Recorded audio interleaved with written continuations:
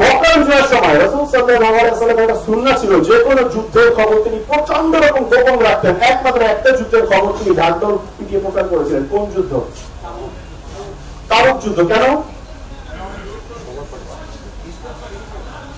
বৃষ্টির বেশি থাকলে সমস্যা কি? তো সমস্যা কি? সৈন্য বেশি দরকার ছিল। আর না,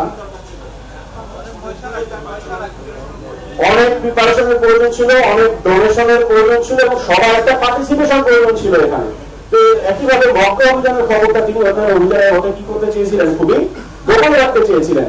কিন্তু হাতিব বিন আবি বালতাআ রাদিয়াল্লাহু আনহু নামের সাহাবী তিনি কি করেছিলেন? চিঠি লিখে এই খবর কুরাইশদের কাছে পৌঁছে দিতে চেয়েছিলেন। তো আল্লাহ সুবহানাহু ওয়া তাআলা যখন আল্লাহ রাসূলের কাছে ওহী করলেন যে অমুক জায়গায় একজন মহিলা কি করছে, চিঠিটা নিয়ে যাচ্ছে, তাকে ধরতে হবে, তখন আল্লাহ রাসূল সাল্লাল্লাহু আলাইহি ওয়াসাল্লাম তিনজন সাহাবীকে পাঠালেন। তারা সেই মহিলার চুলের খোপার ভেতর থেকে কি করলো? চিঠিটা উদ্ধার করলো এবং নিয়ে এসে যখন আল্লাহ রাসূলকে দিল, তিনি এই চিঠিটা খোলার পর দেখলেন যে অভিযানের কথা এখানে অ্যাডভান্স লেখা আছে এবং নাম লেখা আছে হাতিব বিন আবি বালতাআ। তিনি ছিলেন বদরী সাহাবী। বদরী সাহাবী। আল্লাহ রাসূল অবাক, হাতিব কিভাবে এটা করতে পারে? না, বদরী সাহাবী। তো তখন আল্লাহ রাসূল সাল্লাল্লাহু আলাইহি ওয়াসাল্লাম ওমরকে ডাকলেন এবং বললেন এই ঘটনা। ওমরের রেসপন্স কি ছিল?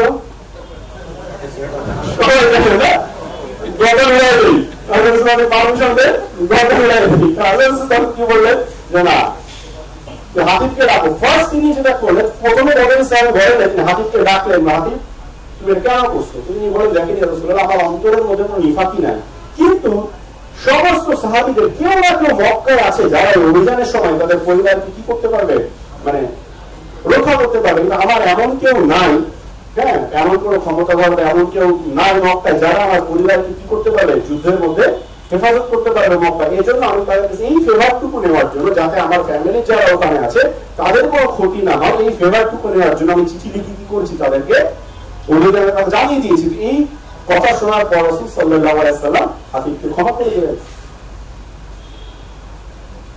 এখনকার সময় হিসাবে কি এটা তো একটা কাইন্ড অফ রাষ্ট্রদ্রোহী অপরাধ, তাই না? একটা রাষ্ট্রে গোপন সামরিক ইনফরমেশন পাস করে দিচ্ছেন, কিন্তু কেন আল্লাহ রাসূল তাকে ক্ষমা করলেন? বদরী সাহাবী বলে না, তিনি বুঝতে পেরেছিলেন যে হাতিব কোন প্রেক্ষাপটে, কোন সিচুয়েশনের মধ্যে তিনি ছিলেন, কোন পেইনের মধ্যে, কোন দুশ্চিন্তার মধ্যে তিনি ছিলেন। এটাই এমপ্যাথি, এটাই এমপ্যাথি।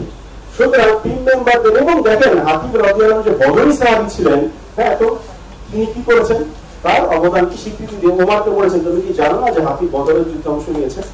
অর্থাৎ টিম মেম্বারদের কিছু ভুলের জন্য বাকি ভুলগুলোকে কি না করা, অস্বীকার। আমরা কি করি?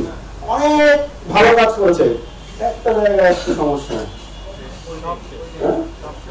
ওর প্রমোশন আটকে গেল, না ইনক্রিমেন্ট আটকে গেল। কিন্তু আল্লাহ রাসূলের সুন্নাহ ছিল অপোজিট, যে মানুষের মানে কিছু ভুলের জন্য তার বাকি ভালো কাজগুলোকে বা ভালো কন্ট্রিবিউশন গুলোকে অস্বীকার না করা এবং মানুষকে কথা বলতে দেওয়া, আত্মপক্ষ সমর্থনের সুযোগ দেওয়া। আমাদেরকে কেউ কিছু বললে আমরা রিয়াক্ট করি, রাইট? অথচ আল্লাহ রাসূল কিন্তু প্রথমে রিয়াক্ট করেন না, তিনি হাতিবকে ডেকে পাঠিয়েছেন কথা বলার জন্য। ওকে,